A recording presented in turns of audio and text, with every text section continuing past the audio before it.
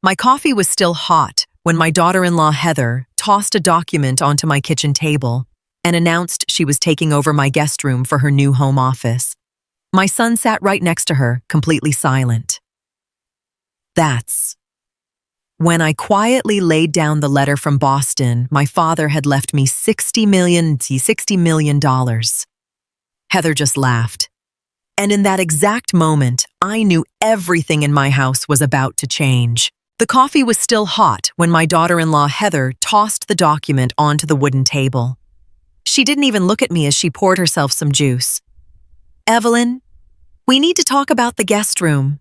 We need the space for my new home office," she said in that flat, commanding voice of hers. My son Travis sat right next to her, staring at his phone, completely silent as usual.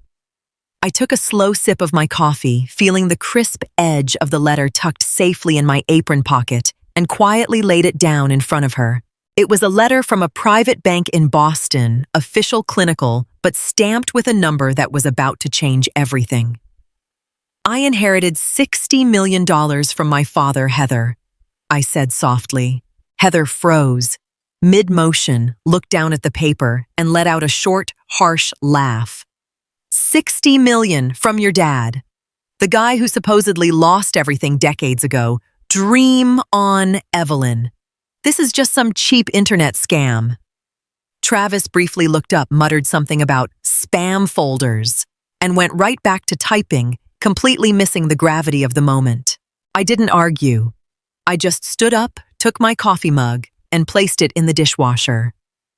In their eyes, I was just a 66-year-old widow they tolerated because I cooked the meals and did the laundry. Ever since they moved in a year ago, under the guise of Travis's temporary financial tight spot, they had been taking over my home piece by piece. Heather's laugh was the final spark that woke up an old, fierce boundary inside me. I knew exactly what was in the bank statement a Massachusetts attorney had overnighted to me yesterday. Tomorrow, the estate lawyer would call to confirm my full access to the funds, but they didn't need to know that just yet. I went to my room and locked the door. The silence in the house suddenly felt entirely different. The next morning, the kitchen stayed dark. When Heather rushed down the stairs at 7, frantic and looking for breakfast, I was already dressed, sitting in my armchair reading the paper. No table set, no fresh coffee brewing. "Where's the cereal? And didn't you iron Travis's shirts?" she asked, visibly annoyed, as she rifled through her purse. I didn't even look up. "The iron is in the closet. Heather, and the grocery store opens in 10 minutes. I replied calmly. She let out an incredulous scoff, checked her watch, and stormed out the door without saying goodbye. Around noon, Mr. Vance called from the law firm. His voice was the exact opposite of Heather's shrill tone, precise, cool, and completely assured. He confirmed the accounts were fully active and asked if I wanted to make any immediate investments or transfers. "No, Mr. Vance," I said, letting my gaze wander out to the backyard. "Leave the money right where it is for now. I just need the official proof of absolute power of attorney sent for my records." When he hung up, a deep sense of peace washed over me. When Travis got home from work that evening looking exhausted, I sat him down at the table. Heather wasn't back yet. "Travis, this month's rent still hasn't hit my account," I said directly. He hemmed and hawed, scratching the back of his neck, mumbling something about how they had extra expenses with Heather's car insurance this month. In the past, I would have nodded and told him it was fine. Not this time. I stared directly into his eyes until he looked away. He had no idea their grace period had just expired. The weekend brought the turning point. Heather had invited 2 couples over for dinner without asking me first. In the afternoon, she barked orders at me in the kitchen to get the roast started. Instead, I put on my coat. "I have dinner plans tonight, Heather. You guys will have to cook for yourselves," I said, grabbing my keys and heading for the door. Her face completely dropped for a split second before she called out mockingly, Well, let's hope your wealthy benefactor is footing the bill for the restaurant. She still thought it was all a joke. When I got home around 11 that night, the guests were still in the living room. The table was cluttered with the greasy remains of a rushed takeout order. The mood was incredibly tense. Heather was in the middle of bragging to her friends about her grand remodeling plans for the house. "We're going to completely tear down the old sunroom and put in a massive modern glass facade," she said loudly. I leaned against the doorframe, hands in my pockets. "No, you're not, Heather. This house belongs to me and nothing is being torn down," I said, loud and clear. An agonizing silence fell over the room. The guests looked down into their wine glasses, completely embarrassed. Heather turned bright red, but held herself back in front of her company. "We'll talk about this tomorrow, Evelyn," she hissed. Travis sat right next to her, clutching his beer bottle, practically shrinking into his chair. He had never learned how to set boundaries, not with me, and certainly not with her. But I had finally learned right then and there. I turned around and went upstairs to bed, listening to the muffled, angry arguing echoing from the living room. The first major crack in their facade was wide open. On Monday, everything flipped. A courier delivered a sleek, heavy leather folder. Mr. Vance had kept his word, sending over the certified documents from the Boston Bank alongside the official transfer confirmation. I placed the folder in plain sight on the entryway console, right where Heather always tossed her car keys. It didn't take long. When she came home that afternoon, her eyes caught the official embossed seal immediately. I was in the kitchen chopping vegetables when I heard the rustle of heavy paper. Then absolute dead silence hit the hallway. Travis walked in a few minutes later, and I heard Heather call out to him in a breathless, hollow whisper, "Travis, come here right now." I walked out to the hallway. Heather was holding the document, her fingers visibly trembling. She was reading the numbers over and over again. The $60 million was right there, in black and white, certified by one of the most prestigious firms in New England. She looked up, and for the very first time, I saw genuine respect mixed with sheer terror in her eyes. This is actually real," she stammered.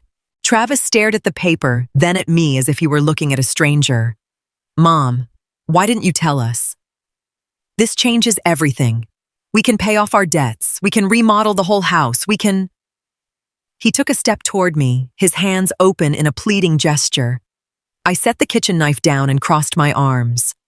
Their greed had finally woken up, but my mind was already made up. At Quiet Revenge, we share stories about family betrayal, resilience, loss, and the quiet strength that helps people move forward. While AI tools may assist with parts of our creative process, every story is carefully selected, reviewed, edited, and produced by our team with great care and respect for our audience. Because our channel's monetization is currently limited, viewer support helps us continue creating these stories and maintaining the quality you expect.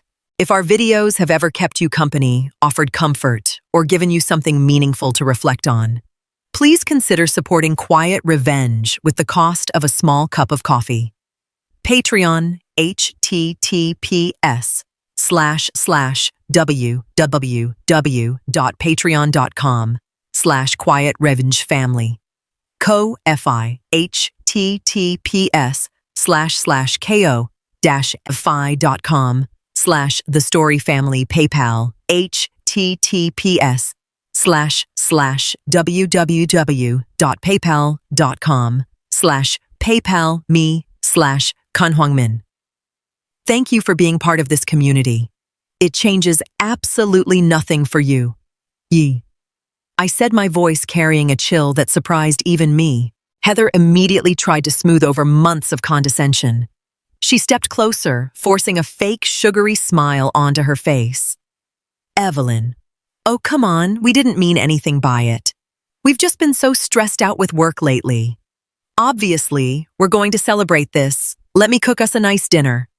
She reached out to take my hand, but I stepped back out of her reach. I pulled a notepad from my apron pocket. "Starting tomorrow, there are new rules in this house. Rent is due on the first of the month sharp. Grocery bills will be split 50-50. And the guest room stays exactly as it is my hobby room. You have 3 months to find your own apartment. Travis's jaw dropped. But Mom, we're family. You have all this money now. Why are you throwing us out? I'm not throwing you out. I'm just drawing boundaries that you two crossed a long time ago, I replied calmly. Heather's fake smile vanished as quickly as it had appeared. Her eyes narrowed into slits. You can't do this. Without us, you'll be completely alone in this place. Who's going to take care of you when you get old? Your money. It was a pathetic attempt to guilt trip me, but the arrow missed its mark entirely. I had lived alone for years before they forced their way in. She couldn't wrap her head around the fact that my future plans didn't include them at all. The next day, I went down to the local credit union. It was time to untangle the last of our financial ties. Years ago, I had given Travis power of attorney over my checking account for emergencies. I revoked that authorization with immediate effect. The branch manager who had known me for a decade handled the paperwork discreetly and without asking any awkward questions. Walking out of the building, I felt lighter. When I got home, Travis was sitting by himself at the kitchen table. He had just received a notification on his phone that his access had been denied. Mom, did you lock me out of your account? I couldn't even pay for my gas just now, he said, his voice a mix of accusation and helplessness. I reorganized my finances, Travis. You're a grown man with a steady income. There is no reason you should have direct access to my money anymore. He shook his head. Heather's right. You've changed ever since you got that letter. You're becoming selfish. It stung to hear that from my own son, but it only solidified my resolve. He couldn't see how Heather was pulling his strings, and he couldn't see how the two of them had treated me like hired help for months. I went down to the basement to start a load of laundry. On my way back up, I could hear Heather upstairs screaming into her phone. She was looking for a way out, but her options were shrinking fast. 2 weeks dragged by in an icy, suffocating silence. Heather only cooked for herself and Travis, and I bought my own groceries. The house was entirely divided. An invisible wall ran right down the middle of the hallway. I spent my time working with Mr. Vance to set up a private foundation. My father's legacy wasn't going to be spent on luxury SUVs or lavish vacations. It was going into a trust to fund local after-school programs for underprivileged kids. It was exactly what he would have wanted. One afternoon, I came home from the grocery store to find a small U-Haul truck parked in the driveway. Travis and Heather were carrying boxes out. They hadn't muttered a word to me beforehand. Heather walked right past me, her chin held high, refusing to make eye contact. Travis paused for a moment, a laundry basket cradled in his arms. We found an apartment downtown. We're moving out today, he said quietly, giving me a look that was clearly meant to beg for pity. That's a good move for you guys, I said simply. No drama, no tears. I didn't help them carry anything, but I held the door open for them. Before getting into the truck, Heather turned back one last time. Don't expect us to come running back when you get lonely, Evelyn. Keep your money and your miserable old house. She slammed the door shut. The truck peeled out its tires, squealing slightly against the hot asphalt. The driveway was empty, and a profound, beautiful stillness settled over the house. Once the sound of the engine completely faded away, I walked through the rooms. They had left a decent mess behind, but I didn't care. I opened every window wide, letting the stale, tense air of the last few months escape. A cool breeze rushed through, rustling the curtains and carrying the scent of freshly cut grass from the yard. I sat down at the kitchen table, which finally belonged entirely to me again. There were no messy lawsuits, no cops, no screaming matches. Everything had been settled through simple, unyielding actions. I drank my coffee, and this time it tasted better than it ever had. Later that evening, Travis called. I hesitated for a brief second before picking up. His voice sounded heavy, and I could hear the roar of city traffic in the background. "We're in the new place, Mom. It's pretty loud down here," he said. "You guys will adjust, Travis," I replied, keeping my tone warm but distant. He didn't ask for money, and I didn't offer any. He mentioned that Heather was already complaining about the kitchen being a fraction of the size of mine. I listened, but I realized his problems didn't carry weight in my heart anymore. He had to stand on his own 2 feet now for his life and for his marriage. The apron strings were finally cut for good. The next morning, I took the train into Boston to sign the foundation papers in person. Mr. Vance's office was understated but elegant. He laid the documents out in front of me. "Mrs. Bennett, this is an incredible step.